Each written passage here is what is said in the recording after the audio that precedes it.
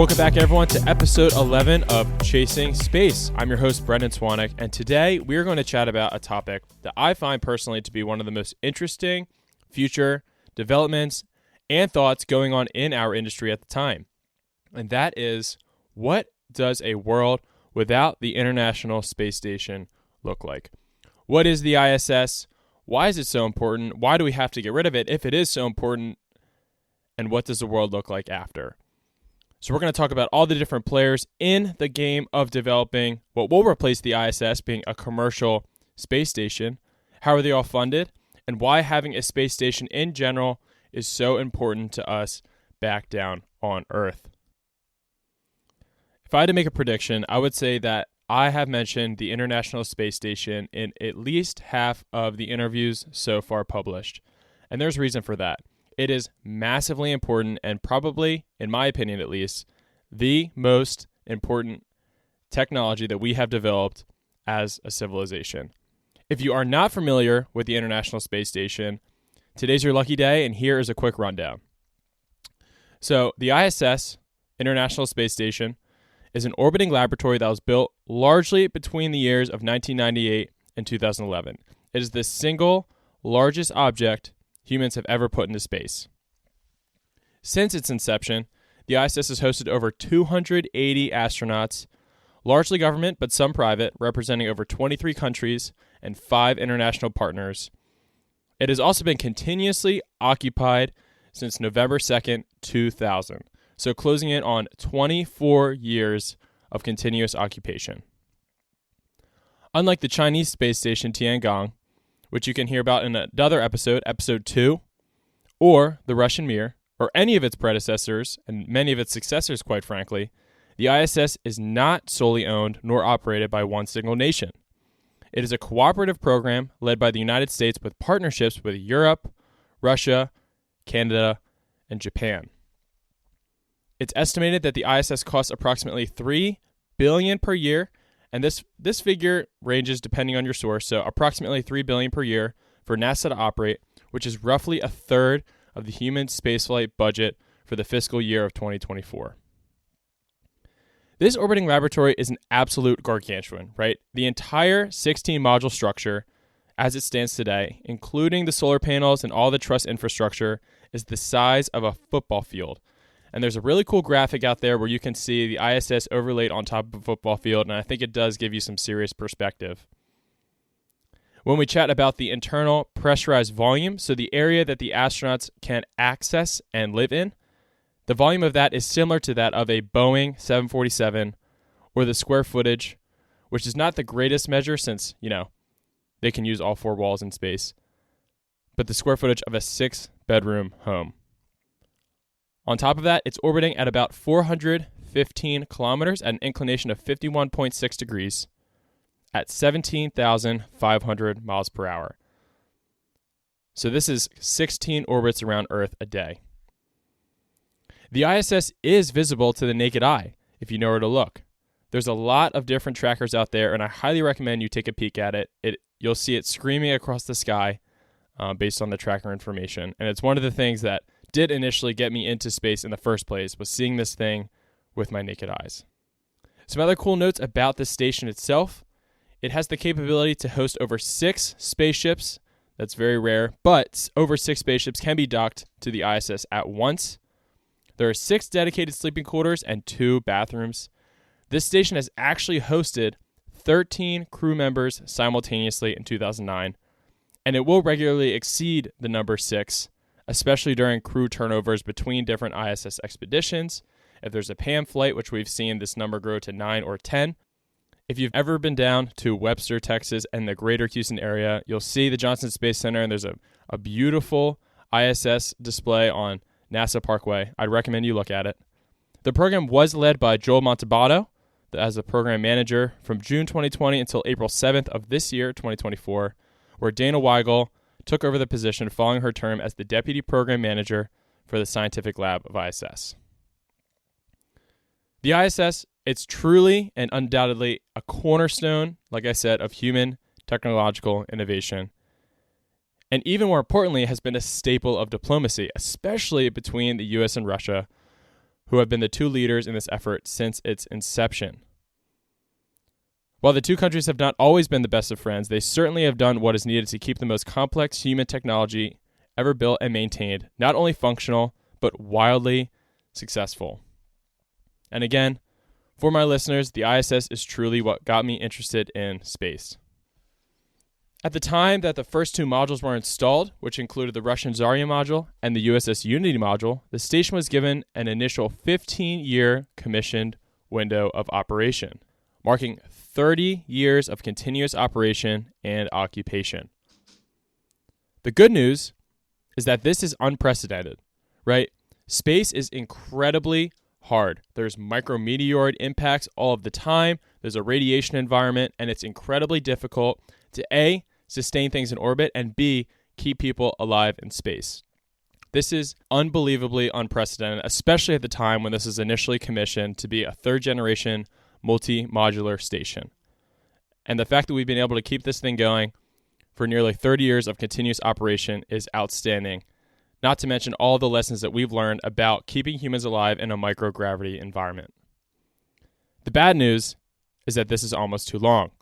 The interior of the ISS, once polished and clean, has now transformed into what has been referred to as a belly of a machine.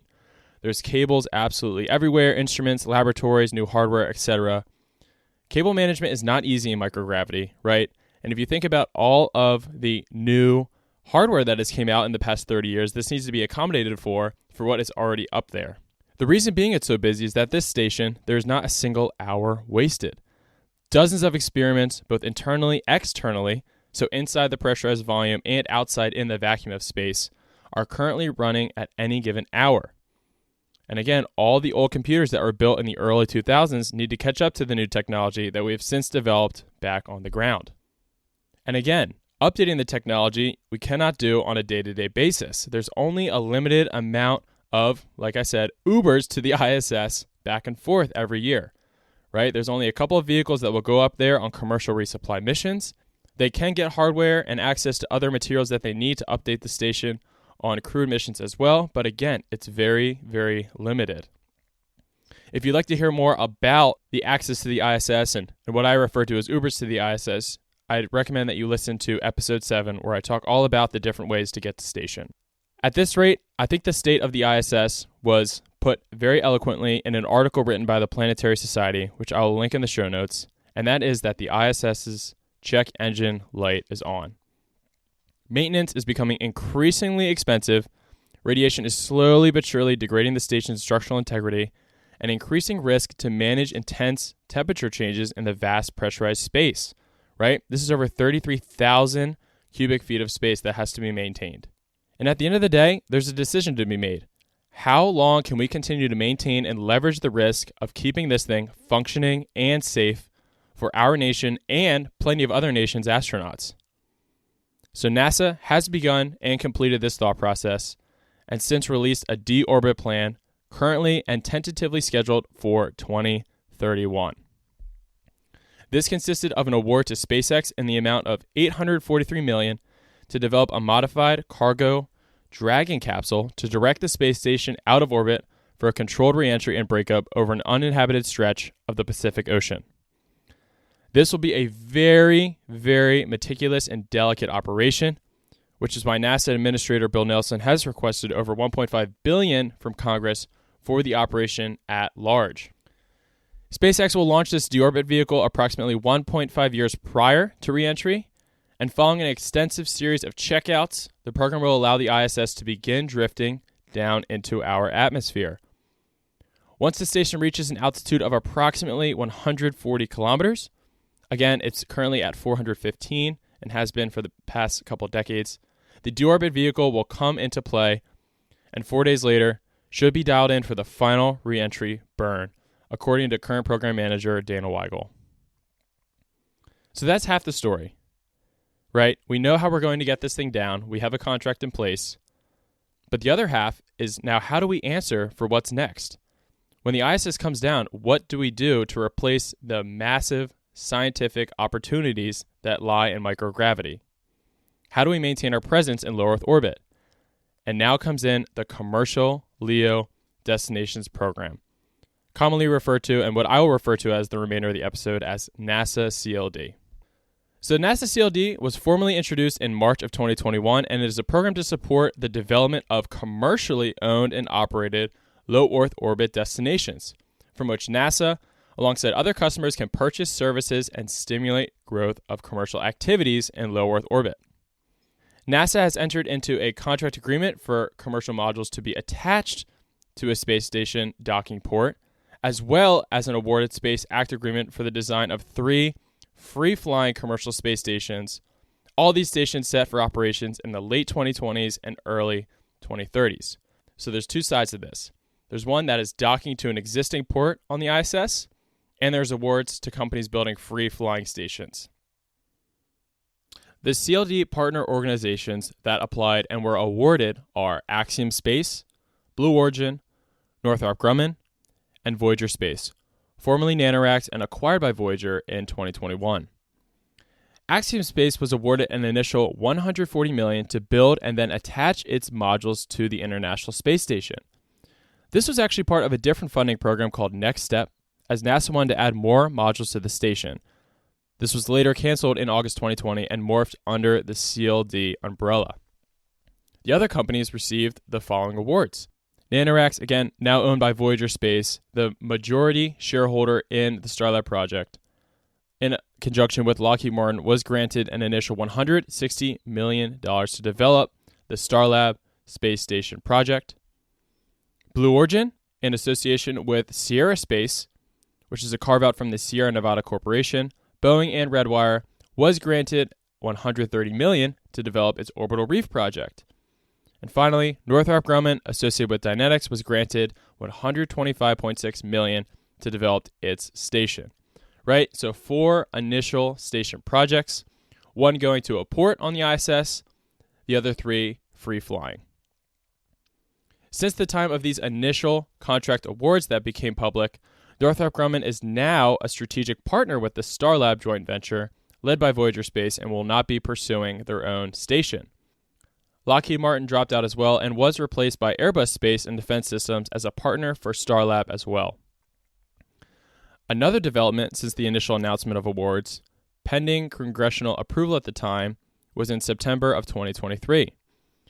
Blue Origin and Sierra Space seem to be navigating the potential to end orbital reef, which is still projection. It's a rumor on the mill, and it seems that the driver of this potential end for orbital reef is due to the companies prioritizing other segments of their respective organizations. So Blue Origin, for example, they're doing a lot, right? They have the New Shepard rocket, the New Glenn rocket, which hopefully we'll see launch in the latter half of this year, which will be super exciting. They're working on the Blue Moon, which is their lunar lander, and they're also working on the Blue Ring, which is an orbital transfer vehicle. Sierra is working on the Dream Chaser, which will be a cargo vehicle for ISS and later a manned vehicle to other low Earth orbit destinations.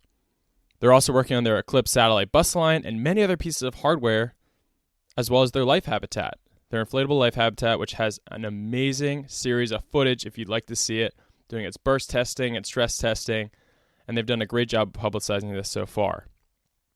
This life habitat is a 3-story, 27-foot wide inflatable habitat suitable for orbit, and we'll get into this in a future episode. But the main point here is that these companies are working on a lot, and the rumor on the mill is that we may not see an orbital reef in conjunction with these 2 companies. So in the meantime, let's hone in on Axiom, Station, and Starlab. So again, the main difference between Axiom and Starlab is that Axiom will be docking to the ISS and building off of the existing space station infrastructure. Starlab, on the other hand, will be a free-flying space station and deployed directly into orbit from launch. If you'd like to hear more about the Axiom station from one of the sharpest engineers I know working on the station right now, I'd recommend that you check out episode 4 with Vishnu Selvakumar and his experience on the Axiom station. At a very high level, Axiom is a multi-modular station that is going to be built in 4 different sections, and this is beginning with what is referred to as Hab 1. Hab 1 will contain crew quarters as well as research manufacturing capabilities. Following this, they will launch and attach Hab 2, which is very similar to Hab 1. The third module will be the Axiom Research and Manufacturing Facility, shorted the AXRMF module. And finally, there will be a power thermal module with an expanded environmental, life support, storage, and payload capabilities. Axiom has a public date of 2026 to have launched HAB-1, and is really exciting to see the future development on this station. Another facet of Axiom is that they have taken on private astronaut missions to the ISS. So far, they have completed 3 private astronaut missions, led by either legendary astronauts Michael Alegria Lopez, MLA, or Peggy Whitson to the ISS to conduct research. They have all been launched on Crew Dragon capsules, and we look forward to seeing AX-4 soon, led by Peggy Whitson. Shifting to the Starlab. So the Starlab, again, is a joint venture, international venture, led by Voyager Space alongside Airbus Space and Defense Systems, Mitsubishi, and MDA Space. If you'd like to hear a little bit more about this international coalition, I recommend listening to my conversation with Abby Dickus, the Chief Marketing Officer of Voyager Space, in episode 6. In addition to the venture partners, the Starlab team has also introduced strategic agreements with Northrop Grumman, Hilton Hotels, and has secured a launch contract with SpaceX on its Starship vehicle. Starlab will be on a single launch, again on the SpaceX Starship, and is set to launch with a fully functional science park and no additional outfitting flights required. So, out of the vehicle and into orbit and operational. So far, Voyager has been publicly awarded upwards of $217 million through a Space Act agreement with NASA as part of what I mentioned previously, the NASA Commercial Destinations Free Flyer program under that CLD umbrella. This past December in 2023, they released their first 2 demo missions for an alternative urine processor and a free space optical link, which will be important to validate the capabilities that they need for an orbiting laboratory. So as the ISS grows closer and closer to its sunset, it's going to be really exciting to watch these 2 new stations do exciting new technologies and be the ISS successor. Another interesting project that is not under the Commercial LEO Destinations umbrella, but is developing a station, is VAST. VAST is a California-based company developing an artificial gravity space stations. Unlike the other space stations in development that we've spoken about, VAST is currently and solely funded by its founder, Jeb McCaleb. This funding is expected to take them through Haven 1, which is their first station, and their first private astronaut mission called Crew 1. Their plan to building this massive artificial gravity station starts from the Haven demo. This will be a demo mission to demonstrate and qualify hardware for their first iteration, which I refer to as Haven 1. So Haven 1 will have a crew of 4 as a single module station that will provide both microgravity and lunar gravity environments in low Earth orbit. And lunar gravity, for reference, is approximately 1/6 of Earth's gravity. Following that, there will be a Starship module, Starship-sized module, again with a crew of 4 that will introduce artificial gravity environments. All of these different testing beds will finally culminate to lead to the artificial gravity station. This will amount to a 100-meter spinning stick station with 7 individually launched Starship-class modules to provide various different microgravity environments, including Earth, Venus, Mars, Moon, and, of course, microgravity. There is no questioning the incredible feats, discoveries, challenges overcome, and lives changed by the International Space Station. I truly believe that this is one of the most innovative and world-changing pieces of technology to ever be produced by humanity. The ISS did and continues to serve its purpose until the very end, and then when that happens, it will be an incredible time to be alive, to witness the deorbit of this technology and opening the door for the future of orbiting laboratories. If you would like to check out more information on any of the space stations and their associated companies mentioned in this episode, I will link everything in the show notes below. If you enjoyed this episode, I'd really appreciate if you can leave a 5-star rating and review and share it with your friends on any podcast player of your choosing, including Spotify, Apple Podcasts, so on and so forth. Thank you all for listening, and I look forward to chatting with you this upcoming Monday.